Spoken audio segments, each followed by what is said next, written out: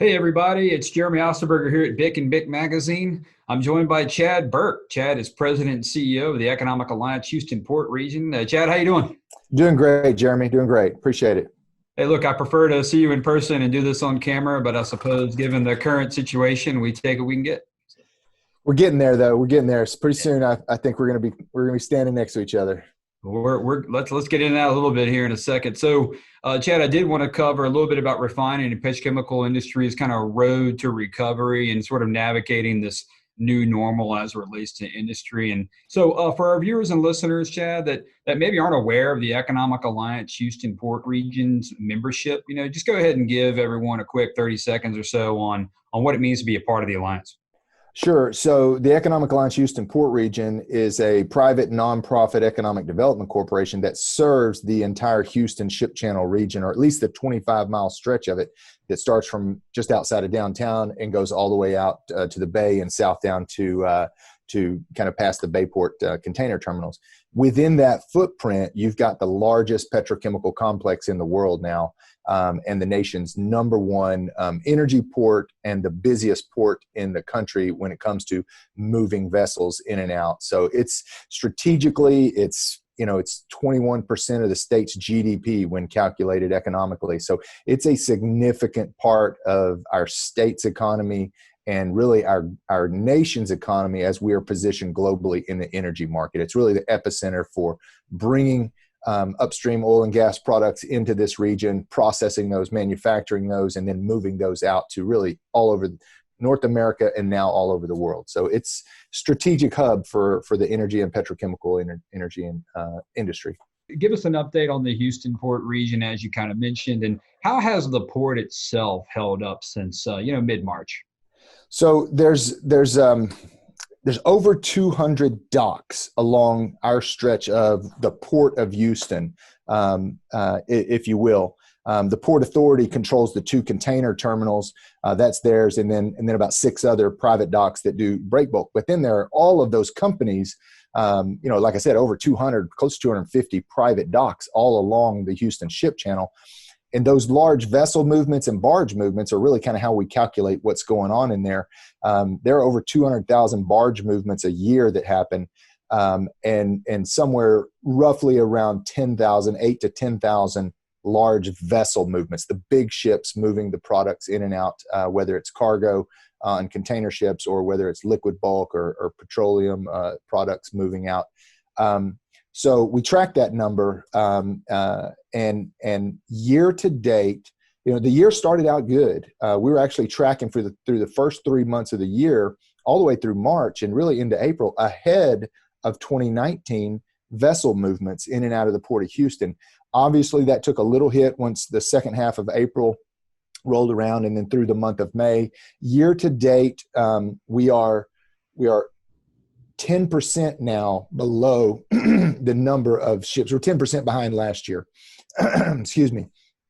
And that's not a big drop off, but you can expect that. And we were expecting that when you realize that we're no longer at this point in time, we're exporting very little crude. That was a building numbers and growing industry for us here in the Houston Ship Channel, and it will come back.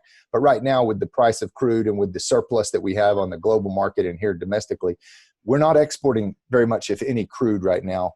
And then when you think about our oil and gas industry and the steel that comes into Houston that goes up into the upstream oil and gas, well, we're shuttering wells and we're closing wells and we're not expanding drilling right now for that same reason. So our imports on the steel side have dropped to almost zero. So just with those two factors, if we're faced with those hurdles, and we're only 10% off of our pace from last year, it's not that bad of a situation right now. So there's still a lot of movement of LPGs moving out. There's still a lot of cargo and container cargo coming in. In fact, those numbers are actually up a little bit over last year. So all told, we're still the Port of Houston as itself, as a container and a product moving port. We're still moving a lot of goods at a good pace, and things are staying busy.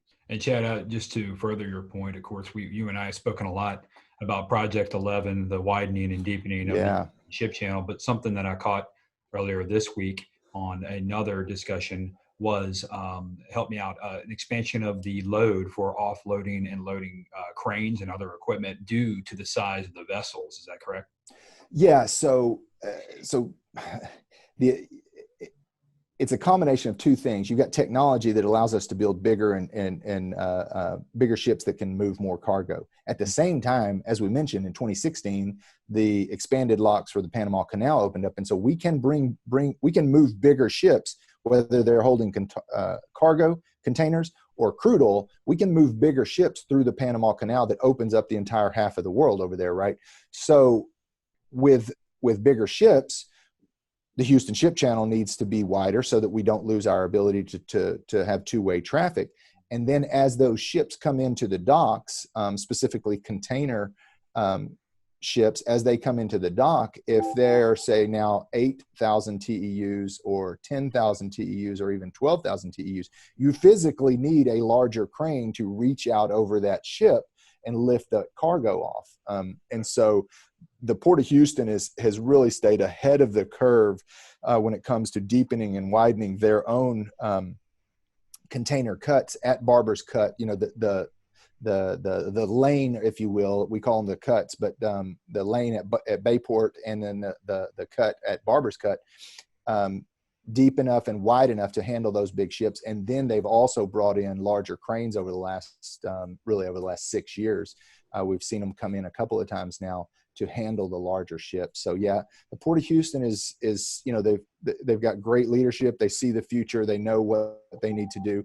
As the ships get bigger, we need to have wider lanes so that we can maintain our two-way traffic. So we don't shut the port down to just one-way traffic, which limits the flow of goods in and out. So this critical project, but we've got just a fantastic kind of regional coalition of port and industry all working together to get that done with our legislative people up in DC. And so I feel confident that that's going to happen. Really appreciate your time today. I got to wrap things up. Please tell everyone of the Economic Alliance we said hello, and thank you for everything you do and your insight today. Well, thank you, Jeremy. We appreciate everybody at BIC. You guys do such a great job of really representing the industry and pushing great information out to the industry. So we really appreciate what y'all do, and thanks for being part of the team here. So till next time, stay safe and stay prosperous.